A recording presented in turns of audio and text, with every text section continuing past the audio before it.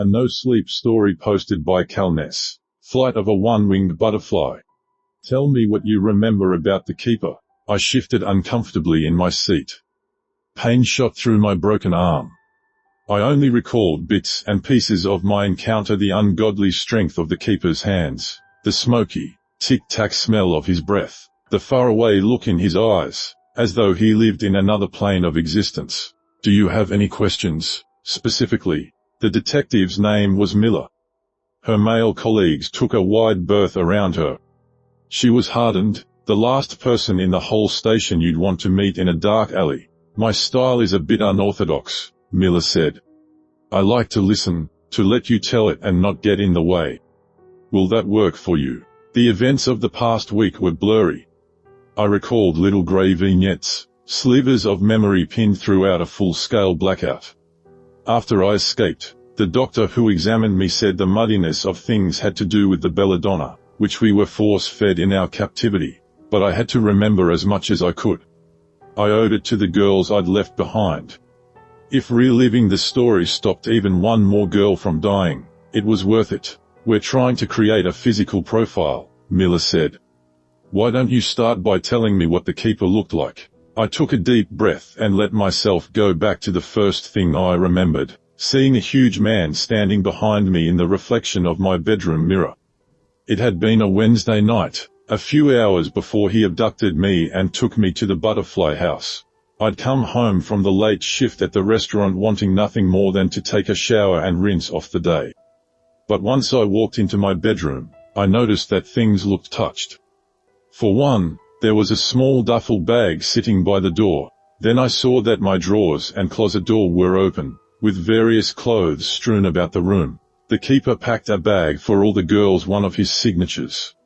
Enough clothes to make us comfortable during our week-long metamorphosis, before we were reborn. When I saw him in the mirror, standing behind me, the first thing I noticed was how big he was. He was built like a gorilla. 6.5 feet tall, close to 300 pounds. He had a massive, distended gut, swollen from what I guessed was years of too much drinking, but he moved fast. As soon as I saw the mask he wore, vintage black aviation goggles and a plain black face covering, he pounced. He covered my mouth with a chloroform-soaked rag, and I slipped into a dreamless state. I woke up in a small, concrete-floored room with the worst headache I'd ever had. There were two other girls in the room. I noticed how much we looked alike: dark brown hair, olive-colored skin, below average height, all of us around 5'3". We were the keeper's preferred type. All the girls he kept in the Butterfly house looked similar. The other girls were awake, their eyes full of terror. Who are you? I asked. My name is Claire, said one. Then, the other, I'm Jessa. The room was windowless. Its walls were painted bright, robin's egg blue. Each of us had a metal cot and a plastic bin for our clothes, which had been neatly folded inside. The duffels that the keeper had used to pack for us were gone. The room was otherwise free from furniture except for a large metal chair. A minute later, the door opened. The keeper walked in, pushing a cart of food. He left it, then went outside and grabbed a sledgehammer which he wielded with one arm, given his size. In his other hand, he carried a whiteboard with an expo pen magnetically attached to it. I looked at the food cart. My stomach growled. I was starving, and the food looked delicious: 3 glasses of juice and 3 pieces of pie. The keeper's mask was gone. He had a medium complexion. His face was pockmarked with acne scars. His nose was reddish, covered in a tangled circuitry of veins and exploded blood vessels. His eyes were bright, neon pink thanks to the contacts he wore. He always wore different colors, depending on his mood. I also noticed his hair, bleached so blonde that it was almost white. It had been twisted into tight French braids, which clung to his massive skull like albino centipedes. The pigtails hung loosely over his shoulders. Hello, he said, his voice an artificial, sing-song falsetto. You must be hungry. He gave us each a plate. I thought about not eating the food. Every fiber of my instinct told me not to, but seeing that the other girls had already started eating, I did as well. Where are we? asked Jessa, washing down the pie with a swig of juice. "The butterfly house," said the keeper. "A sanctuary where insects are reborn." "Insects?" He motioned to us with his massive hand, his bratwurst-sized fingers outstretched. Then, he sat down in the metal chair and began drawing on the whiteboard. The drawings were childlike, arranged in a circle with arrows pointing clockwise. He motioned to the top drawing, a misshapen circle labeled egg. "I'd like to explain your metamorphosis," he said. "You're the egg room, which will be your home for the next few days." He smiled. 3 insects contained in prisons from which you must be liberated. The keeper's teeth were stained yellow, some of them rotten. His gums were so receded that I could see the exposed roots. "After 72 hours of fertilization," he continued, "you'll progress to the larva room. Therein, you'll experience a metamorphic stage involving ample nourishment and physical transformation." I pushed away the slice of pie and the juice, noticing that Claire and Jessa had done the same. But my equilibrium was already starting to dissolve. I felt woozy. My head spun. "After larva," continued the keeper, delighting in his opportunity to enlighten us, "you'll progress to pupa." Pupa. I remembered the word from somewhere. High school biology, maybe. Pupa was the cocoon the chrysalis caterpillars entered before they became butterflies. "And after pupa," said the keeper, "imago." He pointed to the final drawing. It looked like a butterfly a little girl might draw, its wings crooked and outstretched at comical angles. But the butterfly drawing looked alive, vibrating with a strange energy. Amidst dizziness and hallucinations, I could see that it was morphing, coming to life. "You are to be reborn," said the keeper. "A new species, the nightshade butterfly. I'll keep you here, a sanctuary for insects awaiting the realization of a much greater purpose." The room was beginning to spin. Jessa had started vomiting. Claire had become oddly pale, her head lolling around loosely on the pivot of her neck as she fought for consciousness. "You're to eat a steady diet of nightshade," said the keeper. "If you're wondering about the physical effects you're experiencing, it's due to the toxins in the berries." Pie juice. I'd eaten almost all of it, overcome by hunger. "A tropa belladonna," said the keeper. "A proper diet for butterflies in the making." Then, I passed out for the second time. I woke up when a drop of liquid splashed into my open eyeball. I tried to blink, but my lids were being forced open by the keeper's strong, calloused fingers. I tried to shift away, but I realized that my arms, legs, and head were strapped down to the cot. "Did you know," asked the keeper, "that women in Renaissance Italy took belladonna because of the way it made their eyes look? That's where it gets its name from, the belladonnas. Optometrists use belladonna for dilation as well, but in much smaller doses." He smiled. The stale, barroom stench of cigarettes and booze rolled out of his mouth, though he'd tried to mask it with spearmint tic-tacs. He also wore the pungent, cloying perfume an old woman might wear. "I do love the way it makes my butterfly's eyes look," he said. "Like a doll's." "Please," I said. "My parents have lots of money." "My dad's a..." "Money?" interrupted the keeper. "What makes you think this is about money?" He pried open my other eye, though I fought as hard as I could to keep it closed. Plunking in another eye drop, he told me about his motive. "Insects have always disgusted me," he said. "But once I realized I could help them transform into butterflies, my life became meaningful again." Jessa, Claire, and I discussed trying to escape a dozen times or more, but it was just a pipe dream. Our diet consisted of things infused with belladonna. Its side effects include dilated pupils, blurred vision, loss of balance, hallucinations, and with enough delirium and paralysis. I experienced all of it. But eating what the keeper brought us, I had no other choice. If you've never experienced terror and starvation and dehydration all at once, I'll ask you to reserve your judgment. Me and the other girls. The eggs also talked through the wall to the girls in the second stage, larva. They sounded weary. They told us that once you graduated to the second stage, you were fed only berries, which the keeper scattered across the floor like dog food. One day, Jessa, Claire, and I awoke to the sound of blood-curdling screams coming from the lava room. The girls were pleading for their lives. We heard a massive thumping sound until, eventually, the screaming stopped. When we whispered through the wall that night, we were met with haunting silence. I didn't ever find out why women earned the Keeper's hatred.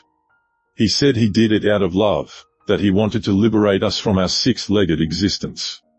But given that we all looked the same, I guess that something had happened in the Keeper's disturbed life that gave genesis to his cruelty. We reminded him of his mom, or his sister, or some other woman who had slighted him along the crooked path of his life. After 3 days, the Keeper dragged us to the second room, lava. I wanted to fight back but didn't have the strength. The room looked almost identical to the first 3 metal cots, no windows, a plastic bin for our clothes. The Keeper had already moved them while we'd been asleep, folding them neatly inside. As opposed to Robin's egg blue, this room was painted a pastel shade of pink. At first, I thought that the room's color made the concrete floor look rosy, but after my eyes adjusted, I realized that there were bloodstains in the concrete, and I screamed. That evening, I asked the Keeper if he could hand us the nightshade berries instead of scattering them on the floor, but he giggled with sadistic delight, then politely declined my request. Later that night, Jessa, Claire, and I heard the sound of crying from the egg room. More girls the Keeper had brought in his next group of victims. The 3 of us listened as he explained the metamorphic process as he had to us. The girls were crying, complaining about feeling woozy. I wanted to scream through the wall, to tell them not to eat what the Keeper was giving them, but I couldn't find the physical strength. Eating the berries directly, which I had no choice but to do, amplified the nightshade's toxic effect. Before, I'd been dizzy, discombobulated. Now vomiting was a regular occurrence, dehydration and hunger so severe that we had no choice but to scrounge for berries like starving mutts. A night later, Jessa, Claire, and I decided to whisper through the wall, just like the girls who'd been in the lava room before us had done. "What the fuck is he doing to us?" asked one of the girls. "How can we escape? We need to get out of here, we have to find a way." But there was no way out that I could see. And I'd almost given up hope. The most terrifying part was that I didn't hear anything in the next room over what I assumed was the pupa room. No screams, no whispers, no last, futile attempt at brokering human connection through the basement walls before the Keeper's plan came to fruition. The one thing I did hear was the occasional muttering of the Keeper as he went about his work. But the girls were silent. Late one night, I woke up to the sound of whimpering. And another sound. Ka thunk. Ka thunk. Through bleary, belladonna dilated eyes, I saw the source of the noise. The Keeper was standing in the middle of the room, his shirt off, his distended, swollen gut spilling over a tool belt. He was sweating. His face screwed up in determination, but his centipede, French braid pigtails hung over his shoulders, undisturbed and neatly tied. Jessa was lying on a thick wooden rack, naked. Her arms, legs, and head bound down with leather straps. "Stop, make it stop." The Keeper was using his sledgehammer to pulverize her legs. She was too weak to resist.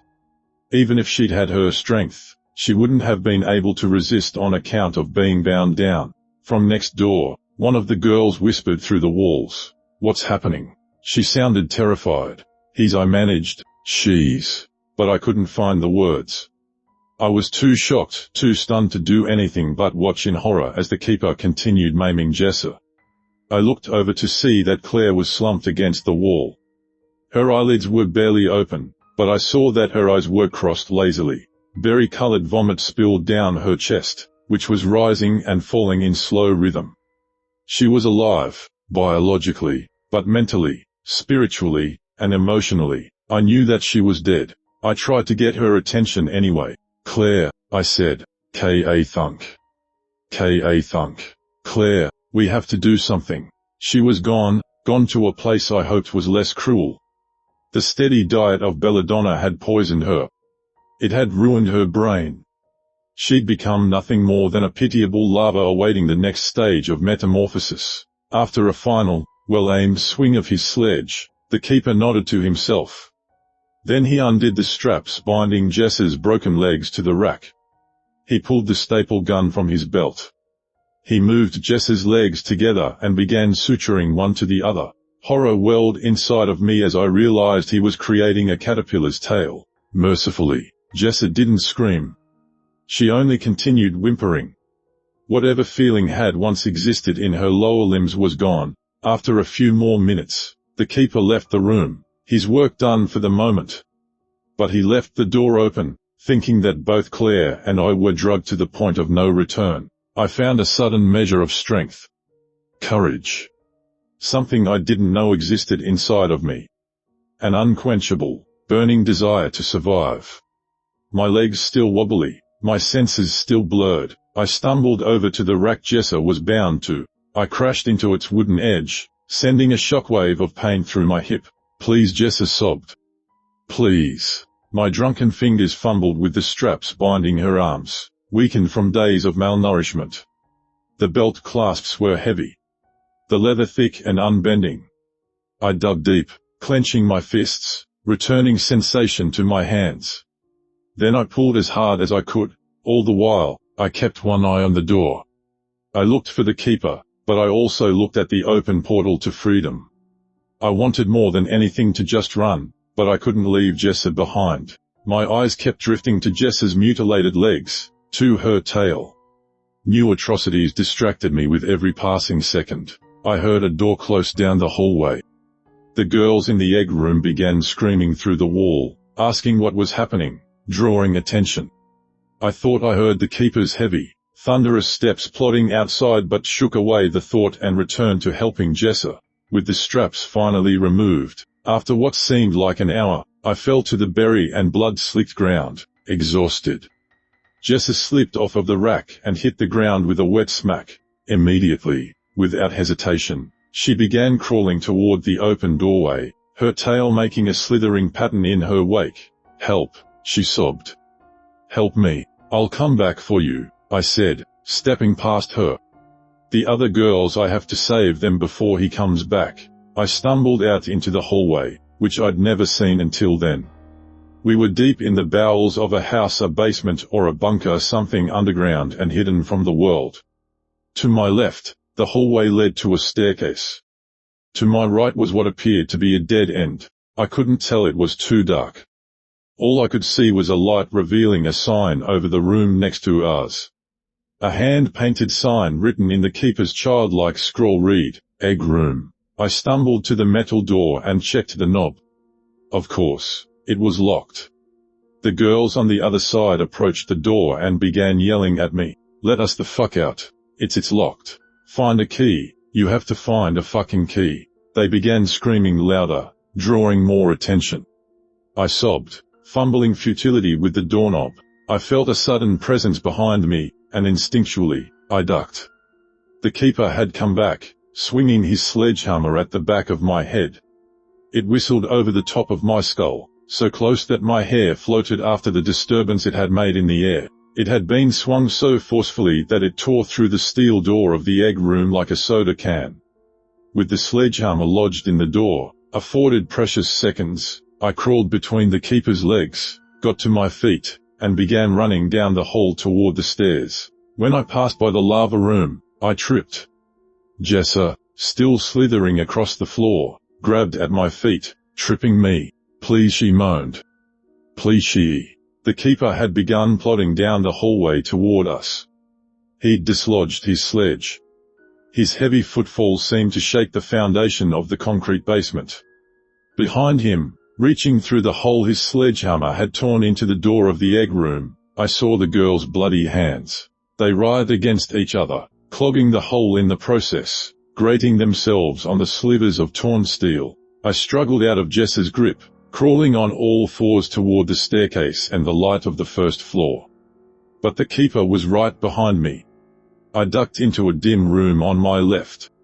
I looked overhead as I went in to see another hand-painted sign, "Pupa Room." Outside, I heard Jessa pleading with the keeper. He yelled at her, kicking her away, but the distraction bought me precious seconds. I stood up, pushing past what felt like heavy bags you'd find in a boxing gym. They were hanging from the ceiling, made of thick black leather with bulging shapes inside. Reaching the back of the room, I looked behind me to see that the keeper had walked through the door. "You are treading on very thin ice," he said. The sing-song falsetto had been replaced with authentic, booming wrath. "Do not disturb the cocoons, or you'll experience a fate much worse than death." Cocoons. I studied the one in front of me, and I realized they were body bags suspended from the ceiling with chains. The one I was looking at, its bottom chest level, began writhing. A thick liquid like the gelatinous drop that collects on the tip of a soap dispenser in a public restroom was seeping from its base. The liquid was dripping from all of them. It had coated the floor in a sheen of clear jelly. The keeper made his way past the cocoons carefully. This was my opportunity. Disturb the pupa. I was terrified by what I'd find inside, but without stopping to think, I unzipped the body bag in front of me. A vaguely human shape slipped from the cocoon and onto the floor, resting in a flood of clear jelly. The body belonged, I guessed, to one of the girls I'd whispered to from the other side of the wall when I was still in the egg room. She looked like me, like all of the keeper's victims. Dark brown hair, tan skin, below average height. She was still breathing, ever so slightly. "You fucking bitch." The keeper was staring at me from the other side of the half-dozen hanging body bags in the room, other girls he'd abducted and forced into his horrific metamorphic cycle. His bleached blonde pigtails were sussed, beginning to fray. His eyes glowed a blinding, furious orange thanks to the contacts he'd chosen that day. "You're disturbing them, you insufferable fucking bitch." The majority of the body bags remained motionless, but a few others had begun to writhe, the girls inside of them still clinging to life. I looked down. The girl who had fallen from the body bag I unzipped was blind, her eyes dilated and milky. Her legs were broken, stapled together like Jess's. This was the second to last stage, the stage where he killed us. He zipped us into body bags, filled with some sort of preservative jelly, and left us to die. Disturbing the cocoons would be a mercy. If I'd been on the other side, I would have wanted someone to come along and end the suffering. Knowing I had no other option, knowing that my window for survival was rapidly closing, I went to another body bag. This one was motionless.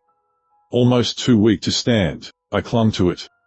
Then I grabbed the zipper and stared the keeper directly in the eyes. "I'll unzip more of them," I said. "Unless you let me and the other girls." With one inhumanely strong arm, the keeper planted his feet and swung the sledgehammer. It tore through the body bag I'd been clinging to, sending the dead girl inside spilling to the floor and a spray of preservative into the air. The sledge also connected with my right arm, shattering it on impact. I fell to the ground, screaming in pain, lying alongside the two girls, one dying, the other already dead. The keeper looked stunned. He was staring at my shattered arm. "Your wing," he choked, beginning to sob. "Your beautiful wing." Finding a final sliver of strength, fighting past the pain, I pushed myself to my knees with my good arm. I began crawling toward the door. The keeper turned his attention to the moving body bags, shushing them, stroking the black leather, whimpering to himself and muttering unintelligibly. I reached the door. Looking to my left, I saw the stairs leading to freedom. But on my right, I heard sobbing. It was Jessa. She was lying on the ground looking up at me, her stapled legs sprawled uselessly behind her. "Come on," I said, reaching to her with my one good arm, tears flowing down my face. "Grab my hand, Jessa, come on, go." There was a terrible recognition in her eyes. "Go save yourself." "But this is all for nothing if you die too," Jessa said. "Find help, you can still help the others. Jessa, go, now." She was pointing into the room behind me, the one filled with body bag cocoons. The keeper had begun making his way toward me past the writhing masses. He was unhinged with rage. I turned from Jessa and ran left toward the stairs. When I looked over my shoulder, I saw that she'd grabbed the keeper's leg, slowing him. "You sick fuck," she said. "You're not going to hurt anymore." The keeper stomped on her head, cutting her words short. but her distraction bought me time. The keeper began sobbing at what he'd done, cursing and slapping himself in the face. I ran up the stairs and pushed past the basement door. I reached the first floor. It was a house. A normal house. It could have belonged to anyone, any regular, law-abiding citizen. It was immaculately kept, unlike the slaughterhouse basement, but there was something strange about the art on the walls. They were adorned with massive shadow boxes. Inside each box was a dead girl. Their arms were crucified, their flayed skin stretched away, pinned down, painted with elaborate butterfly patterns. Their blind, forever dilated eyes stared out blankly. Their mouths agape. All of them were painted a deep violet color, accented with bright pink and white paint. The keeper's new species, nightshade butterflies. Behind me, I heard the floorboards creak. The keeper had reached the first floor. He was staring at me, his eyes orange and ablaze, two violent embers shining in the dim light of the house. "Your wing," he said, looking at my mangled arm. "Let me help you, please." I turned and ran. I reached the front door to find that it was unlocked. I pushed past, running onto the porch, tripping down the front stairs. We were deep in a forest. The stars twinkled overhead. The bright moon illuminated a path forward through the woods. I ran as fast as I could manage. All I heard behind me was the keeper's sing-song words floating gently through the silence of the night. "Your wing, your beautiful wing." My attention returned to the interrogation room. Miller, the detective assigned to my case, was staring at me with a mix of sympathy and terror. Her legal notepad had about a dozen flipped pages, each filled with notes about my story. She reached across the table and held my left hand, the one that wasn't contained in a cast and a sling. "I'm so sorry for everything you've been through," she said. "You're brave. Braver than I could ever be." I nodded to myself. It was beginning to dawn on me that people saying I was brave, it was the truth, despite the self-hatred I felt for leaving the other girls behind. "Do you have any leads?" I asked. The detective drew a deep breath. "We're gathering more information," she said. "The trucker who picked you up gave us the mile marker, but as you said earlier, you ran for the whole night. That swath of wilderness is uncharted, but we're looking." "I hate myself for leaving the other girls," I said. "What other choice did you have?" I lowered my head and began to cry. Miller let me. After a minute or so, I looked up. "Is it true?" I asked. "Is what true?" "That the keeper, that he leaves a shadow box with a butterfly in the abducted girls' rooms." Miller nodded. "Yes." She stood up, walked around the table, pulled up a chair, and held me in her arms. "You're safe now," she said. "We're putting you into witness protection for as long as it takes to find him. He can't hurt you any longer." Miller and a large, friendly, well-armed police officer drove me across town to my house to pick up some things. When we got there, I noticed that 2 other cop cars were parked outside. 3 policemen were standing on the front porch waiting for us. One of the officers helped me out of the car and walked me up to the front door. "We'll let you get your stuff," he said. "A few changes of clothes and whatever else you need. But you can send any of us back here, anytime." I nodded and smiled. "Thanks. Do you want me to come inside with you?" asked Miller, opening the front door for me. "No," I said. "I can manage. I'd like to spend a few minutes alone." "You let me know if you change your mind," she replied. "I'm right here." I walked inside, remembering the feeling of walking inside on the night I'd been abducted. Everything was untouched, just as I'd left it. I made my way to the stairs and went up to my room. When I got inside, I noticed that the officers, after examining the scene, had taken the time to close drawers and tidy up. But as I began gathering clothes and toiletries, something caught my eye. Balanced against my bedroom mirror, the same mirror in which I'd seen the keeper standing behind me, was a 6x6-inch box. A shadow box. Inside was a beautiful violet, pink, and white butterfly. It was missing its right wing, just like me.